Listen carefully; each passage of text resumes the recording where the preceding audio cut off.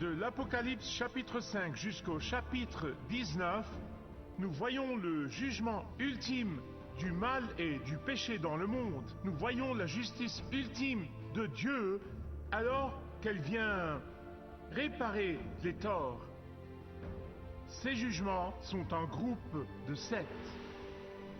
Les 7 sceaux, les 7 trompettes et les 7 coupes.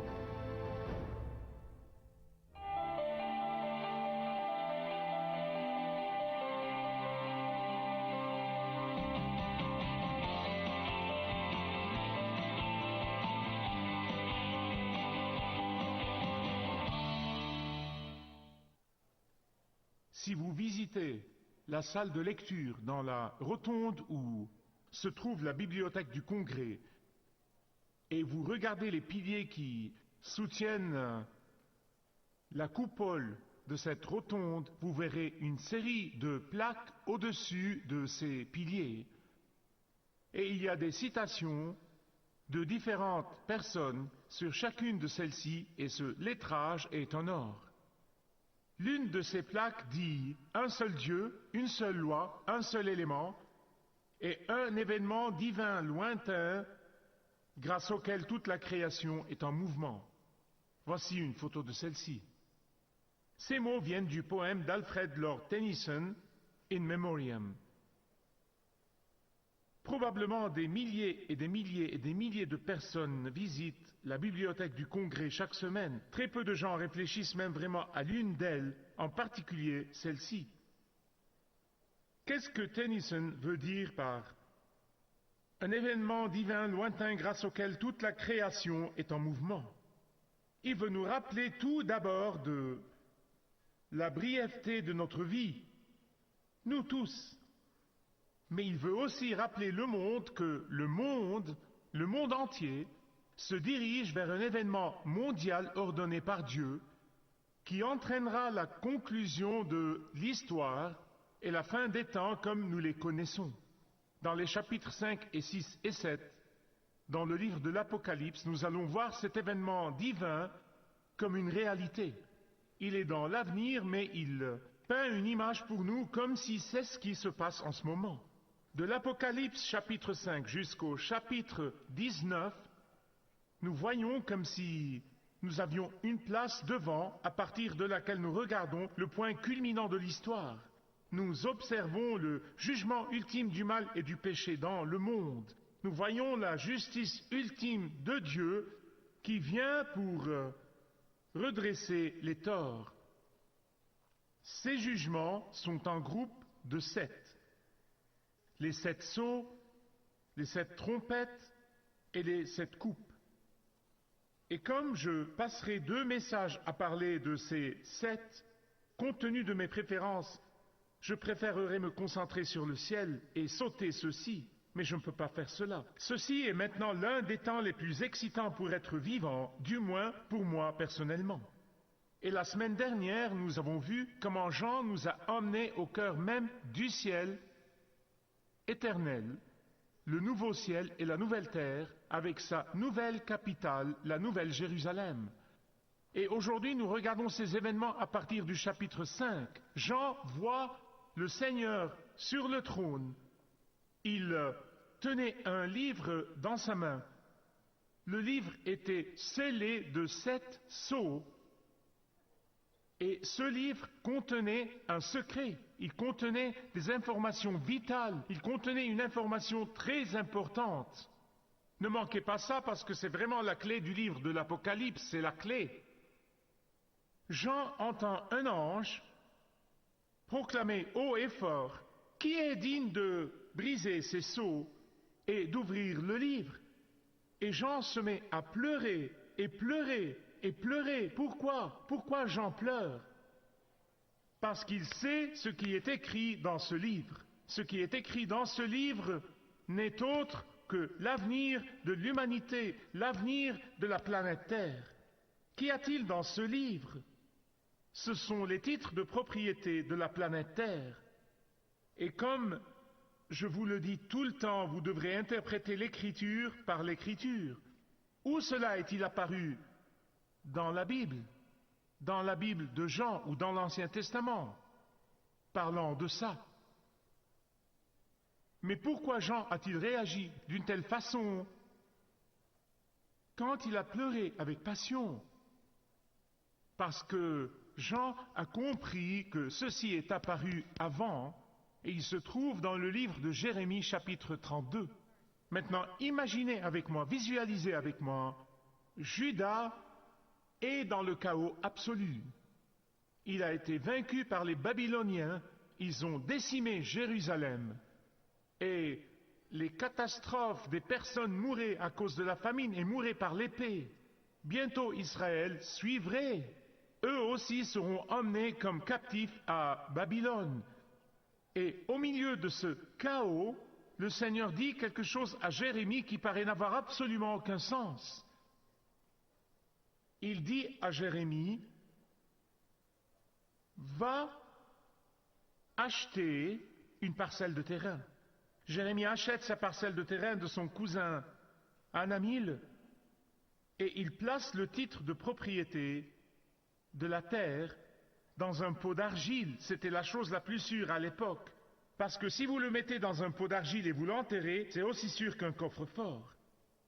Et il prend le titre de propriété et il l'enterre pour le conserver pendant une longue période.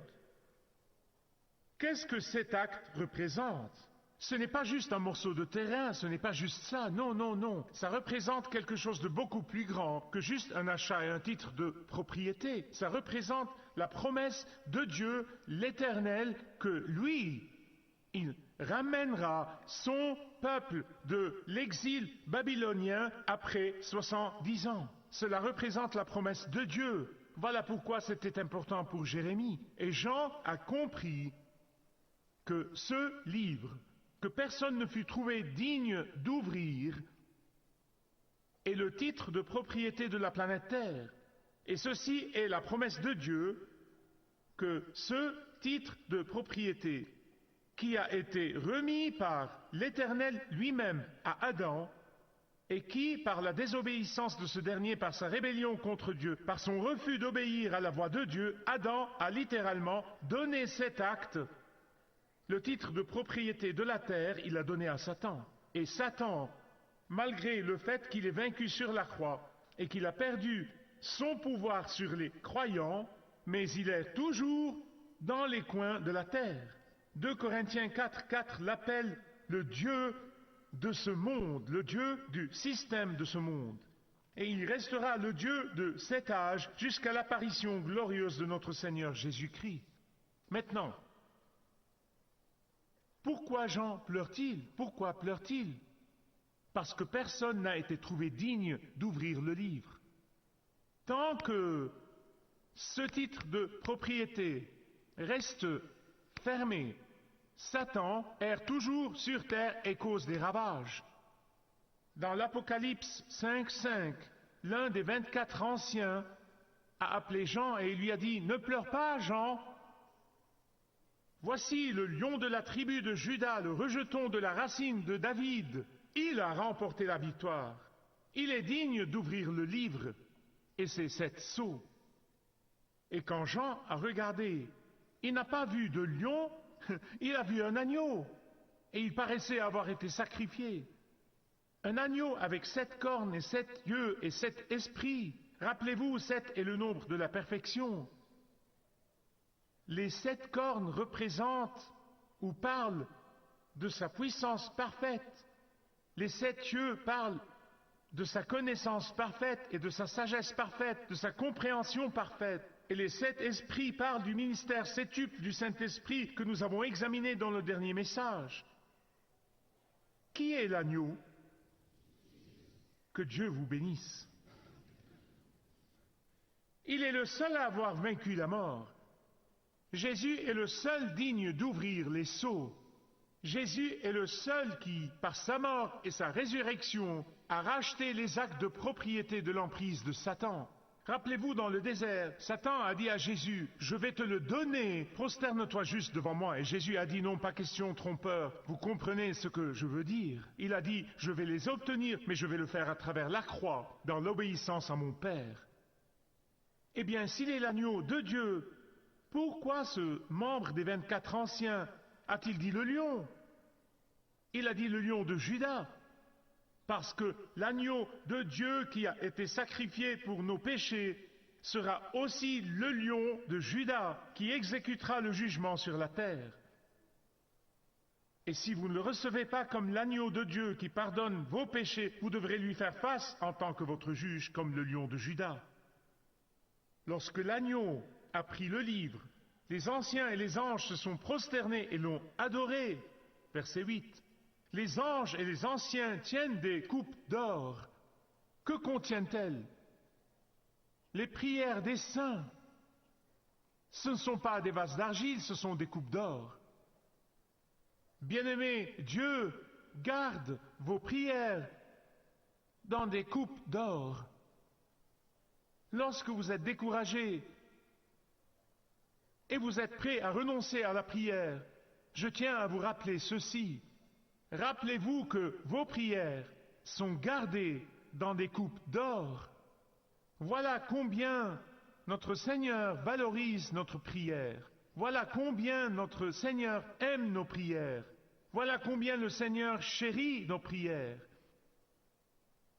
Et alors qu'il tenait des coupes d'or, il chantait un nouveau cantique. Tu es digne de recevoir le livre. De tous les mensonges du diable, le mensonge qui se répand comme une traînée de poudre et que Jésus est un chemin, pas le chemin, que les fondateurs des autres religions sont égaux à Jésus. Mais si vous regardez le verset 12 du chapitre 5, ça met fin à ce mensonge, parce qu'ils ont dit, il est digne l'agneau qui a été immolé de recevoir la puissance, la richesse et la sagesse, la force et l'honneur et la gloire et la louange. Les anges du ciel offrent à Jésus la louange qui est due à Dieu seul. Et si Jésus n'est pas le seul chemin du salut, n'est pas le seul chemin vers le ciel, alors ces anges blasphèment.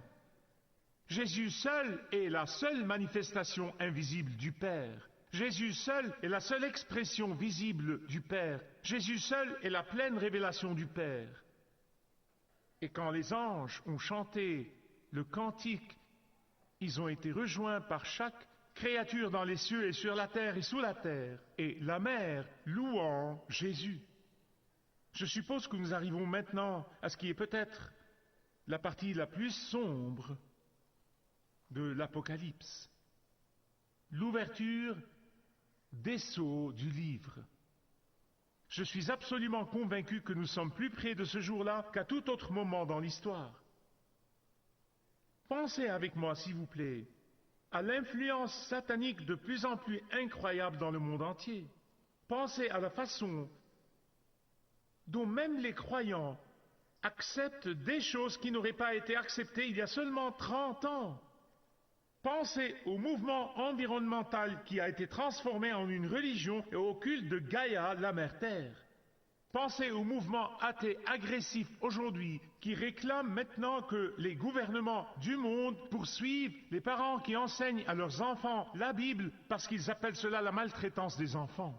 Pensez au nombre croissant de pasteurs qui abandonnent l'autorité biblique. Pensez à toutes les dettes du monde. Pensez à l'interdépendance du système économique mondial. Il n'aurait pas semblé avoir de sens il y a seulement 100 ans. Regardez le chapitre 6. Ceci est le cœur du livre de l'Apocalypse. Jean regarde l'agneau ouvrir le premier des 7 sceaux. Bien-aimés, c'est une période très sombre de l'histoire humaine, la plus sombre de toutes. La rupture du premier sceau des 7 met en mouvement une période de temps qu'on appelle la Grande Tribulation. Certains d'entre vous seront peut-être surpris que la période de la Grande Tribulation, ces 7 années, ne sont pas mentionnées dans l'Apocalypse pour la première fois. Elle est dans le livre de Daniel, chapitre 9 en particulier. Gabriel dit à Daniel dans les versets 9, 25, 26 et 27, il lui donne 3 groupes de 7. Le premier 7 est multiplié Par 7 ans multiplié 7 fois. Qu'obtenez-vous? Exactement 49 ans après le jour où Daniel a reçu cela, Israël est retourné à la terre promise et a reconstruit Jérusalem. La deuxième série de 7, Gabriel a donné cela à Daniel, que jusqu'au temps de la crucifixion de notre Seigneur Jésus-Christ, il y a exactement 434 années. Précisément, le troisième 7 est tout simplement le chiffre 7, c'est le chiffre lui-même, non multiplié par un autre numéro. Les deux premiers 7 ont été accomplis méticuleusement en détail, ils ont été accomplis avec une précision méticuleuse. Cette troisième période de 7 ans, est dans l'avenir. Dans Daniel 9, 27, voici ce qu'il a dit, écoutez attentivement. Il, l'Antéchrist, conclura une alliance avec plusieurs pour une septaine, et à la moitié de la septaine, il fera cesser le sacrifice et l'offrande, et dans la place du temple sera établie l'abominable profanation, et cela durera jusqu'à l'entière destruction du dévastateur. La personne même dont Daniel parle comme étant l'Antéchrist est le même que celui dont Jean parle comme étant la bête, que nous avons étudié pendant 2 messages. C'est la même que celui dont Jésus a parlé dans Matthieu 24, avec précision. Lorsque l'agneau a ouvert les 4 premiers des 7 sceaux, la grande tribulation s'est mise en mouvement. Cela sera un événement mondial.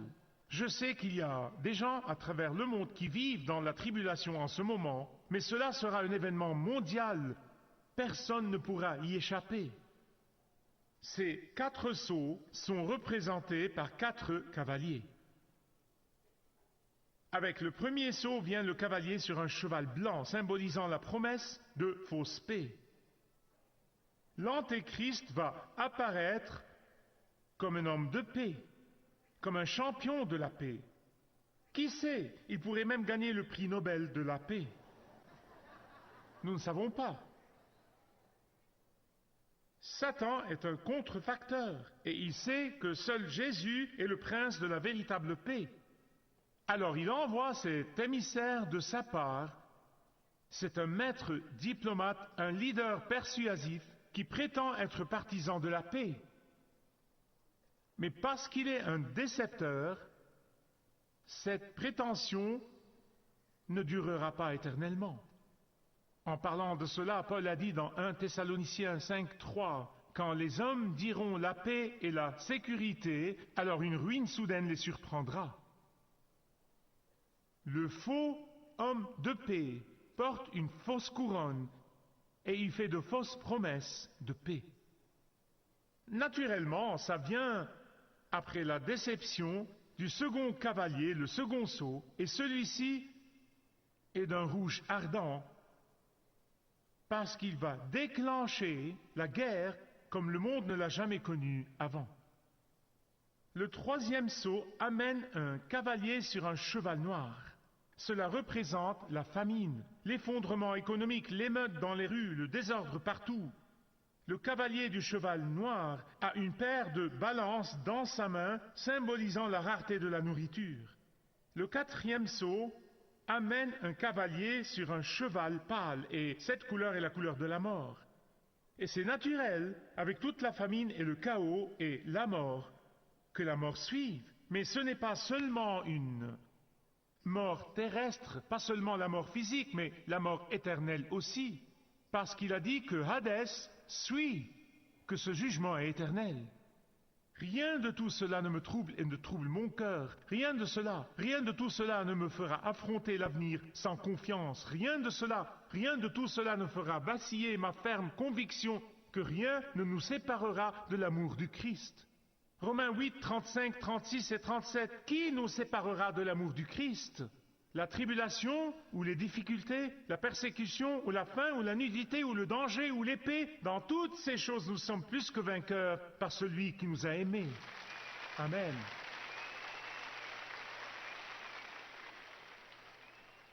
Le 5e sceau, dans le chapitre 6 de l'Apocalypse, le 5e sceau est brisé Et les martyrs commencent à crier: « Jusqu'à quand, Maître Saint et véritable, tarderas-tu à juger les habitants de la terre et à leur demander compte de notre mort ?» Et voici la réponse de Dieu qui vient. Il dit juste un peu plus longtemps: « Attendez, le jugement est sur son chemin. » Nous ne regardons pas la vie et la mort du point de vue de Dieu. Nous regardons la mort comme une terreur. Mais Dieu est heureux lorsque l'un de ses saints arrive aux portes du ciel. Voilà pourquoi l'Écriture dit: « Précieuse aux yeux du Seigneur est la mort de l'un de ses saints. » Du point de vue de Dieu, la mort du croyant signifie qu'il ou elle a terminé avec succès sa mission. Probablement certains d'entre vous passent par un moment difficile en ce moment. Et vous regardez probablement vers le ciel et dites: « Jusqu'à quand, Seigneur? Quand me répondras-tu, ô Seigneur ?» La parole du Seigneur pour vous aujourd'hui est la suivante: « Tiens bon, j'arrive. » Au 6e sceau, que l'agneau brise, des tremblements de terre secouent la fondation même de la terre. Je veux dire, cela fera que les tsunamis, les pires des tsunamis que nous ayons jamais vus, et les pires tremblements de terre, ceux-ci ressembleront à un pique-nique en comparaison. Le soleil noircira et la lune aura la couleur du sang. Les étoiles tomberont. Je veux dire, tout le monde panique quand un astéroïde vient sur Terre, et tout le monde panique et devient anxieux. Ce sera des milliers d'entre eux. Chaque montagne, chaque île sera disbloquée. Ce jour-là, la Bible dit que les chefs d'État et les rois puissants et les seigneurs seront terrifiés, mais il n'y aura nulle part où se cacher. Pourtant, malgré cela, même au milieu de cette horreur, ceux qui sont rebelles contre Dieu ne penseront même pas à lui demander le pardon. Au lieu de cela, ils penseront à où se cacher. Où puis-je me cacher? Et ils crieront au rocher: « Cachez-nous de la face de la colère de l'agneau. » Après le 6e sceau, il y a un interlude. Il est dans le chapitre 7. Pendant ce temps sur la terre, il y a encore 144 000 fidèles témoins pour Christ. Ces témoins fidèles sont scellés par le Saint-Esprit. Qu'est-ce que cela veut dire? Eh bien, Éphésiens 1:13 nous dit que tous les élus de Dieu sont scellés par le Saint-Esprit. Ce scellement est pour la propriété. C'est la marque que vous avez été rachetés à un prix, que vous ne vous possédez pas, mais que vous êtes totalement et complètement possédés par le Seigneur Jésus-Christ. Il a payé pour vous par son sang précieux. Vous lui appartenez. Maintenant, de nouveau, le nombre 12 représente l'accomplissement. Donc, si vous multipliez 12 par 12 000, vous obtenez un nombre complet. Donc, 144 000. Ceci est un nombre symbolique qui signifie qu'aucun des élus de Dieu ne sera perdu. Amen. Aucun des élus ne sera perdu. Pendant ce temps, le reste du chapitre 7 nous parle de ce qui se passe dans le ciel. Mon Dieu, j'adore ça. J'adore arriver à des passages à propos du ciel. C'est une belle scène, une multitude de toutes nations, toutes tribus et toutes langues devant le trône de Dieu et de l'agneau. Et ils portaient des robes blanches, un symbole de pureté, parce que la seule pureté que nous avons, chers amis, est la justice de Jésus-Christ et non pas la nôtre. Car ils ont lavé ces robes avec le sang de Jésus-Christ, la seule puissance de purification. Ils louent Dieu et disent: le salut appartient à notre Dieu qui est assis sur le trône et à l'agneau. L'un des anciens raconte à Jean que ces gens fidèles qui sont venus à travers la douleur et la souffrance de cette vie terrestre, ce sont eux. Pourquoi? Parce que Dieu scelle ses élus. Laissez-moi vous dire quelque chose. Peu importe ce qui se passe, nous savons qu'il nous protégera, il nous scellera, jusqu'à ce qu'il nous prenne à notre maison céleste. C'est le marché conclu. Il ne nous sauve pas aujourd'hui, mais pas demain et pas pour l'éternité. Une fois qu'il écrit votre nom dans le livre de la vie, il est écrit avec son sang, non pas avec un crayon et une gomme. Et là encore, enfin, il nous donne un autre paradoxe. La Bible est remplie de paradoxes. L'agneau devient un berger, tout comme Dieu devient homme. Le maître devient l'esclave. Le roi devient un serviteur. Maintenant, l'agneau est notre berger. Est-il votre berger? Merci de regarder ce programme. Marcher avec le guide est un programme et un ministère de Kingdom 7 que je vous présente chaque jour, en anglais, en arabe et en français, dans l'espoir que Dieu l'utilise pour vous toucher et toucher vos besoins. Et je prie que Dieu ait déjà guidé beaucoup d'entre vous dans une relation plus forte et plus profonde avec lui à travers Malakut Sat. Que Dieu vous bénisse.